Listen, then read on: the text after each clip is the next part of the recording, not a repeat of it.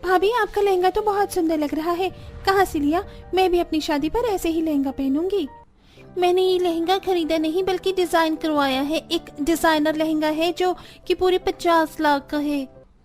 अब समझ में आया कि मैं क्यों तेरी भाभी का दीवाना हूँ। मेरी बीवी ऐसे वैसे कपड़े नहीं पहनती, उसकी सारी ड्रेस डिजाइनर है। मानना पड़ेगा भाई, सही डिजाइनर लड़की से शादी कर ली तूने। और एक मुझे देखो, हमारी किस्मत में तो उम्र से बड़ी दिखने वाली बीवी लिखी थी जिसे न चाहते हुए भी झेलना पड़ रहा है। अमित की ऐसी बातें सुनकर अनीता को बहुत बुरा लगता है और वो अपने कमरे में चली जाती है। कुछ देर में अमित कमरे में आता है और वही पुराना चादर देखकर अपनी बीवी पर नाराज होने लगता है। तुम ना खुद की कभी ड्रेसिंग सेंस अच्छी कर सकती हो और ना ही इस कमरे को ठीक कर सकती हो। पिछले 3 दिन से यही चादर है, परेशान हो गया हूं मैं तुमसे। पर घर में तो वही सामान आते हैं जो आपको पसंद होते हैं, इसमें मेरी क्या गलती? सही कहा, इस घर में तो मेरी ही पसंद का सामान आता है। तुम भी तो मेरी ही पसंद की थी, मुझे तो अपनी पसंद पर ही पछतावा है। अभी सिर्फ एक बच्चे की माँ बनी हो और मेरी माँ की उम्र की लगती हो। शर्म आती है तुम्हें बीवी कहते हुए मुझे। नाराज अमित वहां से चला जाता है तो वहीं अनीता की डिजाइनर देवरानी जब अपने कमरे में जाती है। यहाँ की सारी चीज बिल्कुल 3rd क्लास है। मुझे अपनी ड्रेसिंग सेंस की तरह यहाँ के सामानों को भी बदलना पड़ेगा। पर सबसे पहले मैं ये चादर बदलूंगी। मैं ऐसे बिस्तर पर नहीं सो सकती। जाने मन, तुम डिजाइनर हो, हम नहीं। पर कोई बात नहीं, घर में एक डिजाइनर चादर रखा है जो भाभी अपनी शादी में लेकर आई थी। मैं उनसे अभी लेकर आता हूँ। इतना बोलकर दिवाकर तुरंत अपनी भाभी के पास जाता है। भाभी, अपना डिजाइनर चादर दो ना, मेरी डिजाइनर बीवी को चाहिए। घूंघट में बैठी अनीता जब ये देखती है कि उसका देवर कैसे अपनी बीवी के पीछे लट्टू है तो उसे अपनी शादी के दिन याद आ जाते हैं। मुझे दुनिया की सबसे सुंदर लड़की मिल गई, अब और कुछ नहीं चाहिए। माँ, मेरी बीवी घर के कोई काम नहीं करेगी। ये तो शादी होते ही जोरू का गुलाम हो गया। माना की सुंदर बीवी है, पर इसका ये मतलब थोड़ी ना है कि उसे घर में सजा के रखेगा। भाभी क्या सोच रही हो? अपना ये डिजाइनर चादर दो ना, अब तो वो आपके किसी काम का नहीं। बिना कुछ बोले अनीता अपना डिजाइनर चादर अपने देवर को दे देती है। इसी तरह 2 दिन बीत जाते हैं और प्रथा से मिलने कुछ मेहमान घर आने वाले होते हैं। भाभी, आपसे मिलने के लिए घर में कुछ मेहमान आ रहे हैं, तो आप बिल्कुल हीरोइन जैसे तैयार हो ना। ये कोई बोलने वाली बात है शीतल? तुम्हारी भाभी कोई ऐसी वैसी नहीं, डिजाइनर है। और वैसे भी मुझे एक वीडियो की भी शूट भी करनी थी, इसी बहाने वीडियो भी शूट कर लूंगी। इतना बोलकर प्रथा अपने कमरे में से एक डिजाइनर गाउन निकालती है, साथ में कुछ मेकअप के प्रोडक्ट और ज्वेलरी निकालकर वीडियो शूट करना शुरू कर देती है। ये मेरा डिजाइनर गाउन जो मैंने स्पेशली बनवाया था, ये बहुत बड़ी डिजाइनर से अपनी बॉडी के अकॉर्डिंग इस ड्रेस के लिए मैं सिंपल सा एक ब्रेसलेट लूंगी और एक गले का चेन। ऐसी ड्रेस पर खुले बाल ज्यादा अच्छे लगते हैं क्योंकि घर में मेहमान देखने आ रहे हैं मुझे, तो इसीलिए बिल्कुल हल्का मेकअप करेंगे क्योंकि हमें किसी शादी पार्टी में नहीं जाना। ब्लॉगिंग के साथ प्रथा तैयार होकर बाहर जाती है, जहां घर आए मेहमान उसका मेकअप, हेयर और ड्रेस देखकर उस पर फिदा हो जाते हैं। शांति भाई, तुम्हारी छोटी बहू तो बड़ी बहू से भी ज्यादा सुंदर है। एक टाइम था जब तुम्हारी बड़ी बहू भी काफी सुंदर थी, पर उसमें कभी ऐसे डिजाइनर कपड़े नहीं पहने, ना ही अपना कभी ध्यान दिया। तभी तो एक बच्चा होते ही मोटी हो गई और अब तो बाल भी सफेद होने लगे।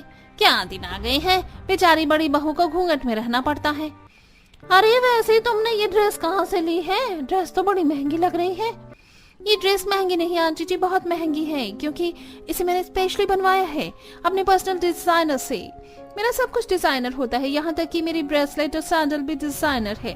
और आप मेरी जेठानी के बारे में ऐसा नहीं बोल सकती, वो आज भी सुंदर हैं, भले ही मैंने उनके सफेद बाल और घूंघट के अलावा और कुछ ना देखा हो। प्रथा की ऐसी बातें सुनकर अनीता को बहुत बुरा लगता है और अब वो उससे चिढ़ने लग जाती है। समय बीतता है और एक दिन।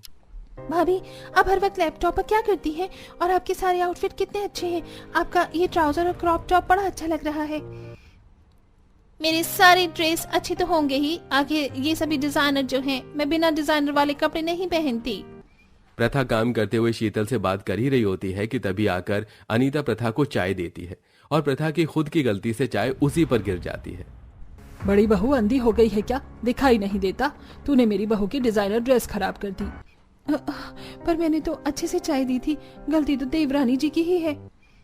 अब तू मुझसे जुबान चला रही है? खुद का शरीर देखा है, खा खा कर मोटी हो गई है।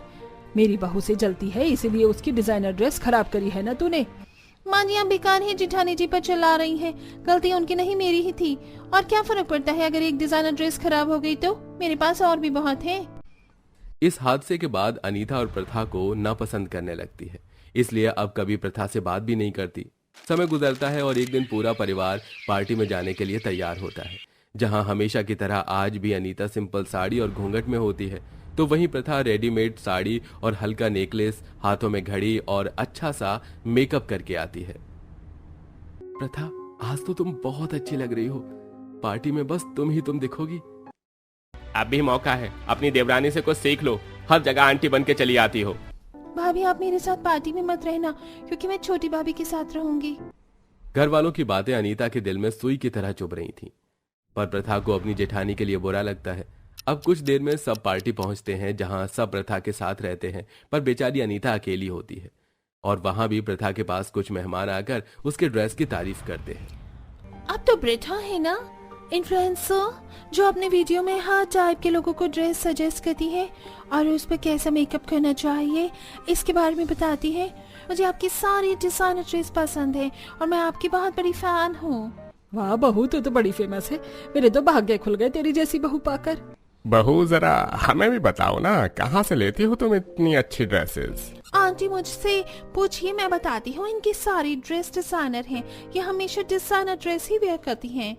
पार्टी की सारी भीड़ प्रथा के पास जमा होती है। ये देख अनीता को काफी बुरा लगता है और वो पार्टी से उठकर गुस्से में वहां से चली जाती है। प्रथा भी अपनी जेठानी के पीछे जाती है। ये देख पूरा परिवार भी पार्टी छोड़कर घर आ जाता है, जहां रसोई में जाकर अनीता रो रही होती है। अनीता के पास आकर कहती है, दीदी आप रो क्यों रही हैं और कभी मुझसे बात क्यों नहीं करती? आप क्यों ऐसे बन के रहती हैं? पहले तो आप अपना घूंघट हटाओ। आज तक मैंने आपको देखा ही नहीं, देखा है तो सिर्फ इस घूंघट को। रहने दो, तुम बहुत बड़ी डिजाइनर हो, तुम्हारे सारे कपड़े डिजाइनर हैं, यहाँ तक कि तुम मेकअप भी ब्रांडेड करती हो। मैं तुम्हारी बराबरी कभी नहीं कर सकती और तुम्हारे आने के बाद तो मेरी इज्जत और घट गई है। और मैं नहीं चाहती बाकी घर वालों की तरह तुम भी मेरा चेहरा देखकर मेरा मजाक बनाओ। आपको ऐसा क्यों लगता है कि मैं आपका मजाक बनाऊंगी? मैं यहाँ दूसरों को मोटिवेट कर रही हूँ, उनको ड्रेसिंग सेंस सिखा रही हूँ और मैं आपकी मदद नहीं करूंगी। अब तो मैं ही आपकी ड्रेसिंग सेंस चेंज करूंगी और आपको इस घर में पहले की तरह इज्जत भी दिलवाऊंगी। इतना बोलकर प्रथा अपनी जेठानी का घूंघट हटाती है और अगली सुबह अपनी जेठानी के लिए अपने हाथों से उपटन पेस्ट बनाती है। काफी दिनों बाद जब अनीता घर में बिना घूंघट के घूम रही थी, तो सब उसे खरी खोटी सुनाने लगते हैं। एक तो कल की पार्टी हमारी बर्बाद कर दी और अब बिना घूंघट के घूम रही हो ताकि हमारी बेइज्जती पूरे शहर में करवा सको।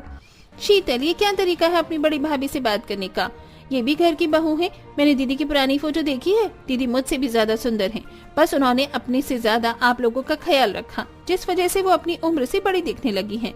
पर दीदी का मेकओवर और डिजाइनर कपड़े अब मैं डिसाइड करूंगी।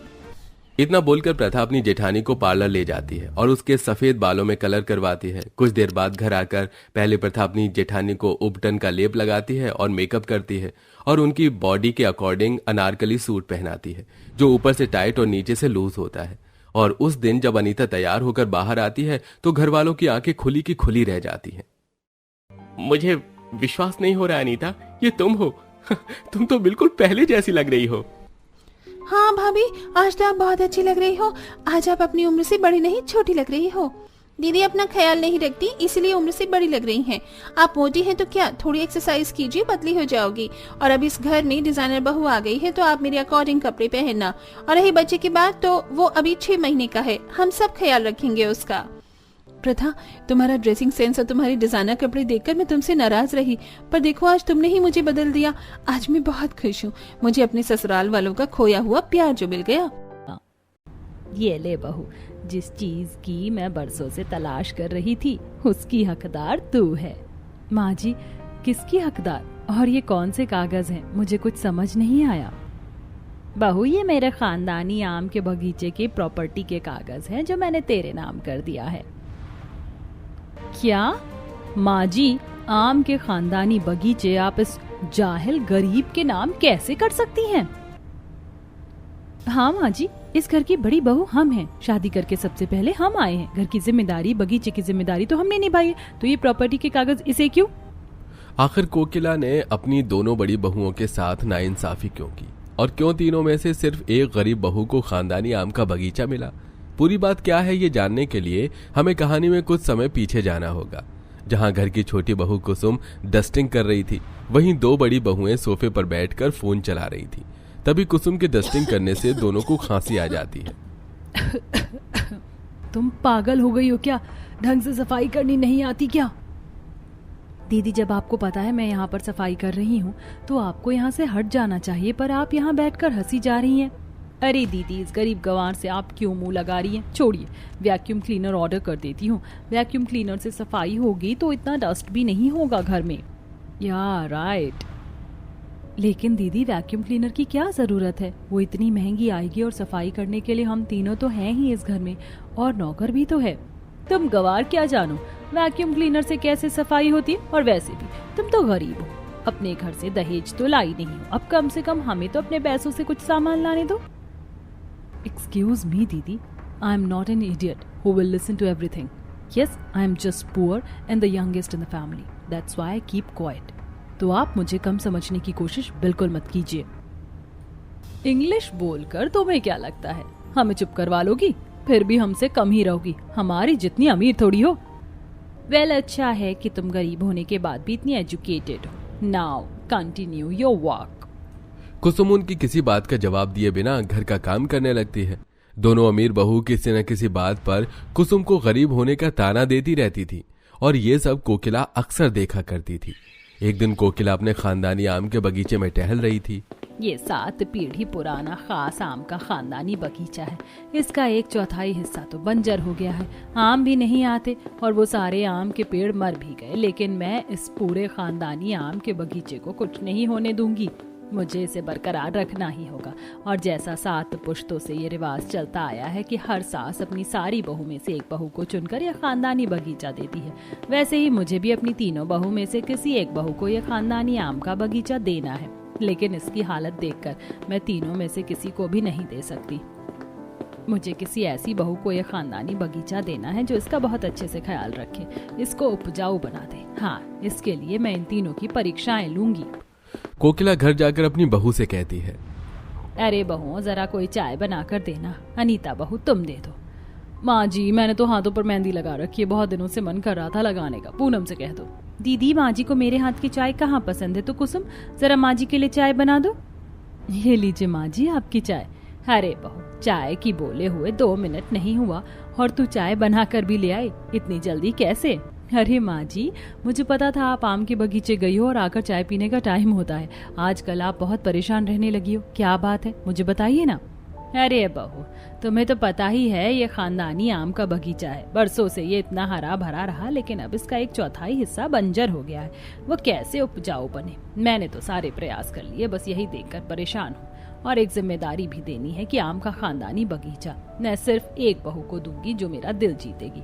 अनीता, पूनम बहू, कैसे वो खानदानी आम का बगीचा ठीक हो सकता है, कुछ बताओ। माँ जी, हम दोनों किसान थोड़ी हैं, और वैसे भी ये पुरखों ने आम का पेड़ उगाया था, हमें क्या पता ये सब कैसे ठीक होगा। माँ जी, आप फिक्र मत करो, मैं कोशिश करती हूँ। ये सुनकर कोकिला को तसल्ली होती है और दोनों जिठानी मन ही मन कुसुम पर हंसती हुई रसोई में चली जाती हैं। अनीता दीदी, इस गरीब देवरानी से ज्यादा बेवकूफ मैंने कोई इंसान नहीं देखा। एक तो इतना बड़ा खानदानी आम का बगीचा है, ऊपर से उसका 1/4 भी बहुत बड़ा है और बंजर भी। भला उसको ये कैसे सही कर देगी? खैर, करने दो कोशिश, हम माँ जी का बाकी का काम करके दिल जीत लेंगे। बिल्कुल ठीक कहा तूने। कुछ ही देर में दोनों बहू कोकिला के हाथ पैर दबाने लगती हैं। वहीं कुसुम अपने कमरे में लैपटॉप पर बंजर जमीन के बारे में चश्मा लगाकर पढ़ाई करती है। वेल, इस बैरन लैंड के बारे में मुझे कुछ खास ज्यादा इन्फॉर्मेशन नहीं मिली। बस ये है कि मुझे मिट्टी की जांच करनी होगी और खाद पानी अच्छा करवाना होगा। खैर, मैं इस खेत को उपजाऊ बना कर रहूंगी। कुसुम ऐसा दृढ़ निश्चय कर लेती है। गांव के मुखिया के पास जाकर बंजर खेत और खाद मिट्टी की जानकारी प्राप्त करती है, जिससे उसे मुखिया द्वारा अच्छे किस्म की मिट्टी मिल जाती है और वो आम के बगीचे के बंजर हिस्से में खराब मिट्टी हटाकर अच्छी मिट्टी और खाद डाल देती है। अगले दिन घर पर मेहमान आते हैं, तब मन में सास, आज मैंने बहुओं को बिना बताए मेहमान घर पर बुला लिए हैं, देखती हूँ अचानक से कौन उनकी खातिरदारी अच्छे से करेगा। नमस्ते भाई साहब, और कैसी हो लता तुम? बस बढ़िया। सभी मेहमानों को देखकर दोनों बड़ी बहू रसोई में चली जाती हैं। जबकि छोटी बहू दोनों के पैर छूती है। तभी सास रसोई में जाती है। अरे ये मौसी और मौसा जी अचानक कैसे आ गए घर पर? ये रिश्तेदार बिन बुलाए आते हैं ना, मुझे बहुत गुस्सा आता है। अब पता नहीं क्या क्या बनाना पड़ेगा। अरे कुछ मंगवाने की जरूरत नहीं है, मैंने बीकानेर का कोल्ड ड्रिंक और समोसे ऑर्डर कर दिए हैं, बस अभी आता ही होगा। बहू, तुमने उनके पैर नहीं छुए, फटाक से अंदर आ गई और अब तुमने कुछ खाने पीने की भी तैयारी नहीं की। अचानक से मेहमान आ जाएंगे तो खाने की तैयारी कैसे होगी? और इतनी गर्मी में हम क्या बनाएंगे? बाहर से सामान आ रहा है, आने दीजिए। ये सुन कोकिला रिश्तेदारों के पास बैठ जाती है और दोनों बहुएं कोल्ड ड्रिंक और समोसे सर्व कर देती हैं। लेकिन कुसुम गर्मा गर्म कचौड़ी पूरी सब्जी तैयार करके कुछ ही देर बाद बाहर ले आती है। अरे बहू, इतनी जल्दी खाना बना कर ले आई? आंटी जी, ये सब तो बाहर का था, आप मेरे हाथ का खाना खाइए। लीजिए मौसा जी। तभी मेहमान कुसुम के हाथ का खाना खाकर उसकी तारीफ करते हैं, जिससे दोनों घमंडी बहुएं चिढ़ जाती हैं। फिर वो चले जाते हैं और कोकिला अपनी छोटी बहू से खुश हो जाती है। वो फिर से एक परीक्षा लेती है। अपनी लॉकर की खास चाबी को वो जमीन पर डाल देती है। तभी दोनों घमंडी बहू शॉपिंग करके घर में आती हैं और चाबी में लात मार देती हैं। देखने के बावजूद भी नहीं उठाती। वहीं कुसुम उस चाबी के गुच्छों को उठा लेती है। हे भगवान, माँ जी की इतनी जरूरी चाबियाँ यहाँ पर ऐसे पड़ी हुई हैं, अगर ये खो गई तो माँ जी परेशान हो जाएंगी। मैं जल्दी से उन्हें दे देती हूँ। ये देख कोकिला जल्दी से अपने कमरे में बैठ जाती है और कुसुम उसे चाबी दे देती है। शुक्रिया बहू, पता है बहुत देर से मैं इन चाबियों को ढूंढ रही थी। मैं जितनी भी परीक्षा ले रही हूँ उन सभी में कुसुम बहू बहुत आगे चल रही है। लगता है खानदानी आम की जमीन बहू ही लेगी। कुछ दिनों बाद कोकिला अपनी तीनों बहुओं को आम के खानदानी बगीचे से कुछ आम लाने को कहती हैं। तब तीनों बहू वहां चली जाती हैं, लेकिन दोनों अमीर बहुओं से आम टूटते नहीं हैं, इसलिए वो सास को मना कर देती हैं। लेकिन कुसुम डंडे और पत्थर की सहायता से आम की चटनी और जूस बनाकर सास को दे देती है। लीजिए माँ जी, जब आपका इस वक्त मन है आम की चटनी खाने का और आम का जूस पीने का, तो आप शाम का इंतजार क्यों करेंगे? ये लीजिए, मैंने बना दिया है। बहुत खूब बहू। लगता है ये गरीब देवरानी पागल हो गई है। खैर, हमें क्या। ऐसे ही एक महीना गुजर जाता है। कुसुम खानदानी आम के बगीचे की बहुत रखवाली करती है, जिससे अब वहां घास वगैरह उगने लगती है, जिसे देख सास बहुत खुश हो जाती है। वहीं कोकिला एक आखिरी बार अपनी तीनों बहू को आजमाती है और कहती है, खानदानी बगीचे की सफाई कर दो। जमीन बहुत बड़ी होने से दोनों बहू पीछे हट जाती हैं, जबकि 4-5 घंटे तक कुसुम अकेले ही खानदानी आम के बगीचे की सफाई करती है। इतना सब होने के बाद सास छोटी बहू के हाथों पर खानदानी आम के बगीचे की प्रॉपर्टी रख देती है। ये देख दोनों बहुएं बौखला जाती हैं। आप हमारे साथ नाइंसाफी कैसे कर सकती हैं? हम भी तो घर का काम करते हैं। क्या हमने आपका दिल जीतने की कोशिश नहीं की? आपने इसको क्यों दिया ये खानदानी आम का बगीचा? क्योंकि ये जिम्मेदार बहू को ये खानदानी आम का बगीचा मैं देना चाहती थी, और इतने समय में मैंने जितनी भी परीक्षा ली उसमें सिर्फ कुसुम बहू ही उत्तीर्ण हुई। तुम वो बंजर हिस्सा ही देख लो। उम्मीद ही खो दी थी, लेकिन बहू ने उस जमीन को उपजाऊ बना दिया। अब वहां फिर से आम के पेड़ लगाए जा सकते हैं। दूसरा, मैंने जानबूझकर अचानक से मेहमान को बुलाया, लेकिन खाना सिर्फ छोटी बहू ने बनाया। एक चाबी भी छोड़ी थी जिसमें तुम दोनों ने तो लात मार दी, लेकिन छोटी बहू ने वो चाबी मुझे दी, और मैं बहुत अच्छे से जानती हूँ कि यह आम का बगीचा बहुत बड़ा है। तुम तीनों से क्या, 10 लोगों से भी एक दिन में ये साफ नहीं होगा। फिर भी छोटी बहू साफ करती रही। तुमने नहीं किया तो अब समझ जाओ। माँ जी, आपने मुझे जिम्मेदार समझा, अच्छी बात है, लेकिन बड़ी दीदी के साथ नाइंसाफी। चिंता मत करो, उन दोनों के हाथ खाली नहीं छोड़ रही। अगर खानदानी आम का बगीचा तुम्हें मिला है तो इस घर की जायदाद में इन दोनों का हिस्सा है। ये सुन दोनों बहू को अकल भी आ जाती है और वो सास के गले लगकर खुश भी हो जाती है।